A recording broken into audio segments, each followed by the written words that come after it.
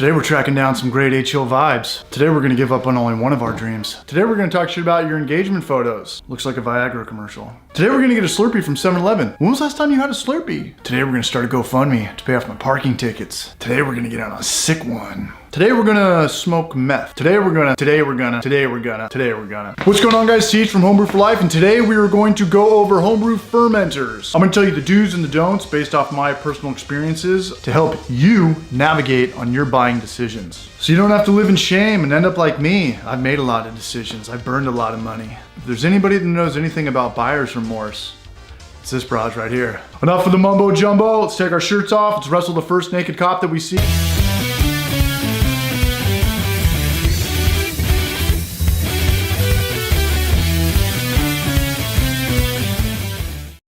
Fermenters, there's a lot on the market.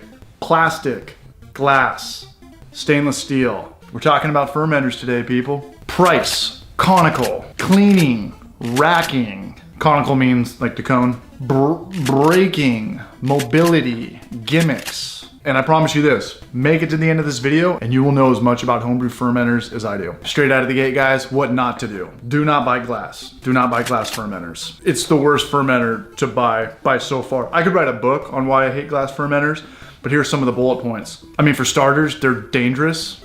It's extremely dangerous. We've all broken these. Donnie was telling me the other day that he sliced through his hand. You usually break them when they're full. I mean, when they're full, they're what, 40, 50, 60 pounds? So you just gave up your Saturday to brew. They've got no give, it's glass, it breaks, you're ruined. Now you've got to get stitched up, your place is a mess, and you just wasted a day. Whatever, your garage, your kitchen, your brew house, it's trashed. It's disgusting now. Avoid glass by any means. Reason number two I hate glass, they're kind of pricey. I mean, they're for 5 or 6 gallon glass corny cake, they're like 50 bucks. And stick around, because in a little bit, I'm gonna teach you how to make my favorite fermenters for like $6 or $7. It's the exact opposite of what I'm talking about right now.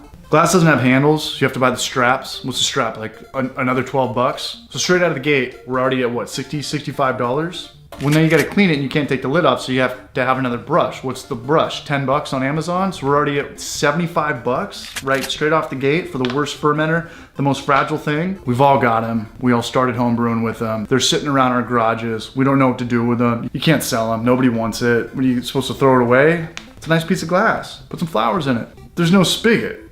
There's no spigot, so you have to rack. So we need another siphoning king. What's that, another 20 bucks? We're already at $100 for something that's the most inefficient and is without question the most fragile and dangerous. They're not conical at all. They're not even close to being anything close to conical. Here's a good rule of thumb for any brew house or workstation or blue collar garage or factory.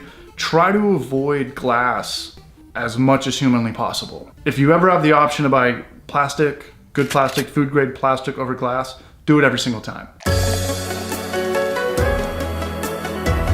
Plastic through and through. So easy to clean. Yeah, the lid comes off. Yes, plastic does scrape, but just don't use steel wool. Just don't use any metal and you won't scrape it so yeast can harbor. You don't even need to use steel wool if you have hot water, PBW, or OxyClean. Look at that, you can get it every nook and cranny without even thinking about it. Doesn't give you a headache. It's got a handle right here, look at that. You don't have to buy any strap, are you kidding me? Who's kidding who? The most affordable fermenters you will ever imagine. Look at the spigots right there.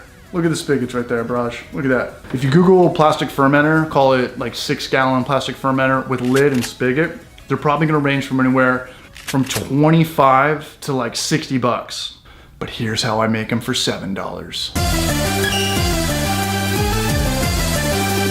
All right, Home Depot fam, the adult toys are us. Everybody knows about these orange Home Depot buckets, which I have no problem brewing with, but if you need that peace of mind, you head on down to aisle 14, snag the white food grade buckets for almost the same price. Food grade bucket? Let's pair it with a food grade spigot. The bundle pack. I don't think Home Depot sells these, but even if they did, they'd still probably be cheaper on Amazon, which is where I buy mine. $4 bucket, $3 spigot. All right, Homebrew for Life, the inception of YouTube. A tutorial within a tutorial. Here's how to drill into plastic without cracking it so you don't get any leaks. Gotta get your drill bits dialed in, fam. Spade bits. You will have these forever unless you're a full-time construction worker. Get on that DeWalt train, fam, or else I just feel sorry for you. Step drill bit. Do not spend more than $10 on these. Brand name will be like $50 plus. The Amazon, the Harbor Freight one, shred. Shout out to you if you were subscribed to our channel when we made the Kegel video. We used the same drill bit. That was almost a year ago. Time flies when you're being a barrage. All right, so 2 holes. That's what she said.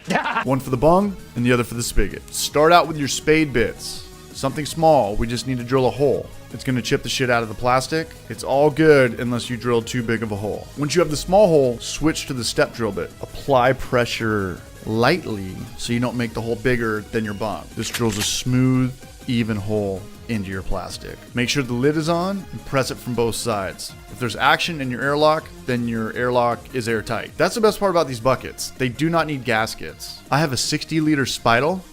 It's huge and it's good for larger batches, but it's tougher to keep airtight and you do need a gasket, which I've already had to replace. It's got this weird black belt thing. It's been okay over the years, it's just really expensive. If I knew now what I knew then 3 or 4 years ago, when I bought this for 10 plus gallon batches, I wouldn't have bought this. I would have just put them in 2 plastic fermenters, the ones that we're making right now, and just thrown yeast into each of the buckets. All right, now for the spigot. This is optional, but I do it every time. Cut this part down a little bit so the spigot isn't so high up in the bucket.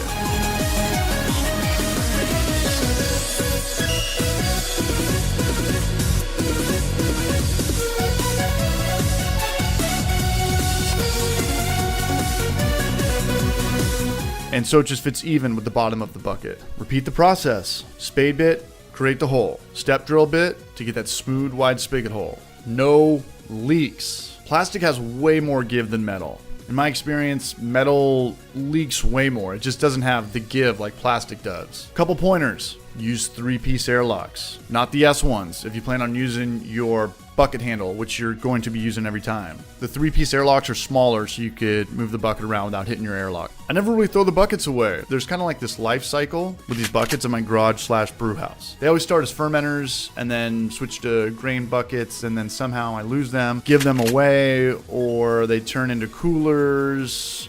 And then sometimes after that, when they kind of get weathered, they'll just become mop buckets. And then eventually they just turn into trash and recycling. And that's all I have to say about that. All right, stainless steel fermenters. Stainless steel conical and plastic ferment. You know what? I'm already weeding out the plastic fermenters. We're done with plastic. The eye candy. And to be perfectly honest with you, I don't really know. I only have one, and I recently got it. I've always just used plastic. Stainless steel fermenters were always way too expensive for me, and they weren't mandatory, so I felt the need not to have one. I've never had one over these last 5-6 years. It's crazy. But they are gorgeous, and they have them at pretty much every price point these days. I've been around a ton of homebrewers that do have them, and noticed a very love or hate relationship. Ultimately coming down to if you overpaid and you have buyer's remorse. But here's mine. I love mine.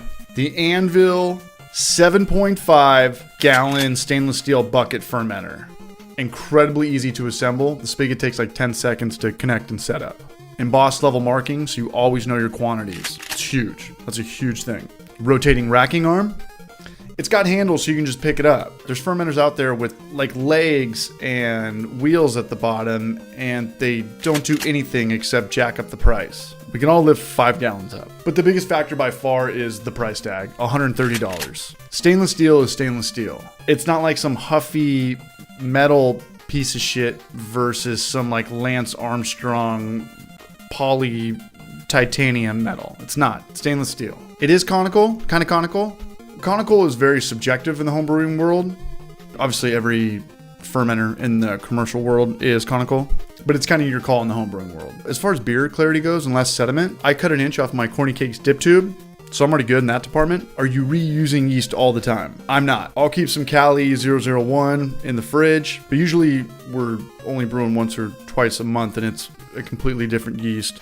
London Fog. Commercial breweries are reusing yeast all day, generation after generation. You would have to. Every brewery would be out of business if they had to buy the small little yeast packet things that we buy. Conical fermenters, do they reduce oxidation or infection? I don't think so at all, and I think that comes down to the brewer. Does it make better homebrew? Does stainless steel conical ferment does it make better homebrew? Do stainless steel conical fermenters make better homebrew? Again, I think it comes down to the brewer. Like if you took a batch, same recipe, and put it in a plastic fermenter and then a $500 stainless steel conical fermenter, and it both had temperature control, would you taste better beer? I don't know. I would guess no, as long as the plastic fermenter brewer knew what he was doing. Do they look sexy? Oh yeah. Oh yes. Do some of them just have amazing engineering and it completes your garage? Oh yeah, absolutely. Can a Camry get you to work? Yeah, but it's not a Lexus. A huge factor, do they have resale value? Light years more than plastic. Yes, to answer your question, absolutely. I would never buy used plastic or sell used plastic. It wouldn't be worth anything. Stainless steel fermenter, you could probably drop it and nothing would happen. Maybe a dent. You'd probably get away with anything though. Plastic probably would break. Probably would break. Glass, we're done talking about glass. We're done talking about glass. Will it last forever? Yeah. Yeah, it's stainless steel. It's going to last forever. And any product that lasts forever, well, that's a good product. So here's the debate, which one to buy. And I think it's just completely subjective. Well, then again, all of this is completely subjective. It's just some shithead, man. Some of these are expensive. I already have a DIY temp control system, so I don't have to worry about that. Obviously, that's a factor. Maybe it's not a factor. Maybe you don't even need temp control. Maybe you have a basement or a wine cellar and you can just put your stuff down there. Well, that will save you few $100s. Again, it's just subjective. I know somebody who's bought a $700 Grainfather fermenter and they hated it. They said it wasn't worth the price at all. They said for $700, it should come with a glycol chiller. But then I've talked to people that bought SS Brewtech Chronicles, and they absolutely loved them. Love them to death. So to anybody who's got conical stainless steel fermenters, I love my Anvil. I brewed with it 2 or 3 times, 0 problems at all. It's going to last me a lifetime. $130. $130. What we talked about earlier, our glass being $100, the plastic one that I bought for $100, stainless steel, that's going to last me a lifetime, even though I might have to maybe replace the gasket every couple of years. Don't have a problem with that. $130. Best buy on the market. Does it look as pretty as some of these other RoboCop looking ones? No. Do I care? Not at all. So to anybody with conical fermenters, let us know in the comments section if you're stoked off your purchase, or if you weren't stoked, or maybe just some pros and cons. And don't treat it like a bashing session. Like, we don't have to just go for blood for every brand. It's no different than a forum. You know, when you're looking at an online homebrew forum, you're just looking, if you're in the market, you're going to check out the pros and the cons. Learn from other people's mistakes. That's it. Thanks for watching my video. You could have been anywhere in the world, but you were here looking at my shitty face, and I love you for it. That's it. Have a good one, guys. Cheers to eating good, drinking good. Water. This is the 3rd shirt I've had to wear today. I'm sweating. That's another thing. It's freezing in the front of my house. It's hot as hell in the back of my house. Stash your beer in the front of the house. You might not need temperature control.